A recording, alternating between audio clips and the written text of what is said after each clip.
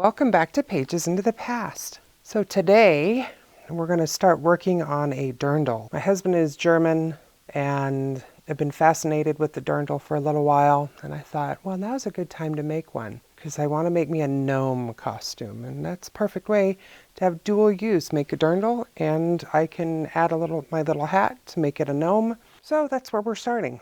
So what I did is I downloaded the Burda 130 blouse. It's a dirndl blouse. The interesting thing about a dirndl blouse is that it ends just under the bust line.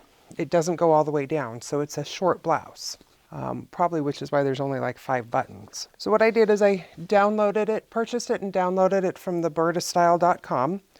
This pattern does not come with seam allowances, which is okay. The biggest thing is that the max size that it comes in is smaller than my max size. So their max size is their size 52, and it goes 32, 34, 36, 40, 42, 44, up to 52. And I am closer to the measurements of I guess it would be the double X, but it only comes in X or XL. So I have to add to my seams anyhow, and since there's no seam allowances, I just kind of pushed out my seams about 3 inches on all my seams because there's a definite difference between their bust size and my bust size. I did make it a little bit wider, taking in from my waist, even though it may not go down that far. I figured I can make adjustments when I'm fitting it to fit better. I am using this paisley eyelet. And so the bottom of the sleeves, I'm just going to cut along the scallop here for the sleeves to make them a little bit prettier. And so I'm going to cut that out. It is a taped together pattern. I taped it together already, and there's extra pieces. It doesn't tell you what outfit it's for, but there are extra pieces to this. So if you download this pattern, there's piece like 8 and 9 that are not 7, 8, and 9 are not part of our design.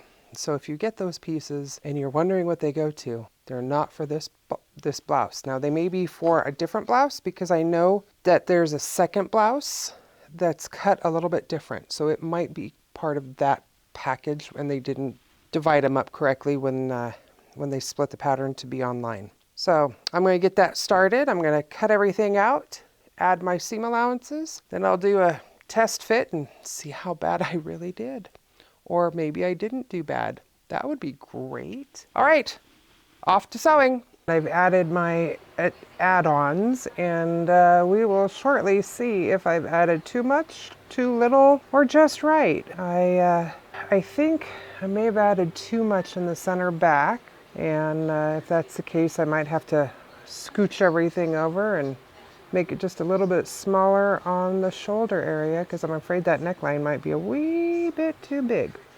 But, you know, it's all about experimenting when you are sizing up a pattern that is, 3 sizes too small. So we'll see. Okay, so I have put all the pieces together, the back, the 2 sides, and the front. There is a small gather here at the bust line where you button it closed here.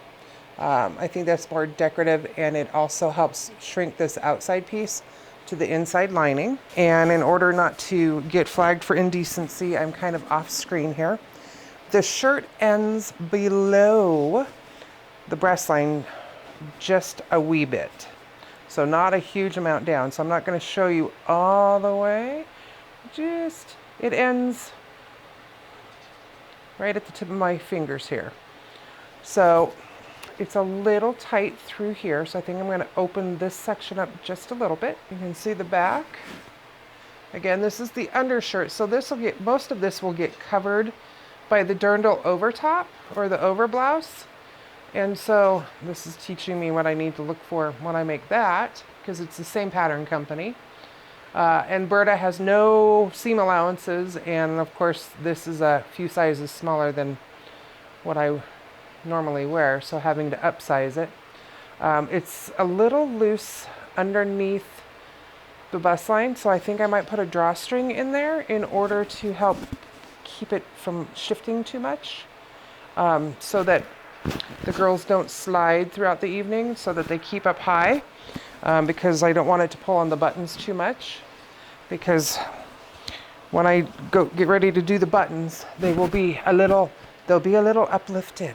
So, all right, I'm gonna keep on sewing, and you guys have a great time, and I'll be back.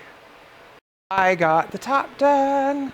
Now I did extend it. It's a little loose here, but again, it's only supposed to go to just below the bust line.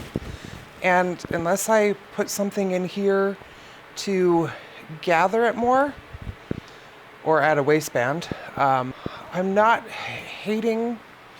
Remember, the dirndl will go over the top of this. So the most that you're gonna see is like this part here, and then the sleeves. So you can see down here it's loose. And this is extending that pattern up multiple sizes. It's a little tight in the shoulder reaching forward area. I'm not quite sure if I'm gonna fix the sleeves on that or not. Maybe if I get a better lifting bra, because right now this is just like a tube top, so no lift here. But then I don't want the bra to show, so I'm gonna play with different bras. But here you can see where the gathers were, make it all scrunchy here. And I mean, it covers the girls, so I'm not gonna have to worry about scaring anybody that way with too much cleavage. This is PG friendly, so, and then of course I have my tank top on underneath so we don't see too much skin. But yeah, so I'm gonna wrap this up here, hat and blouse. Next will be the dirndl. And just remember, keep sewing, and I'll see you here in 2 weeks.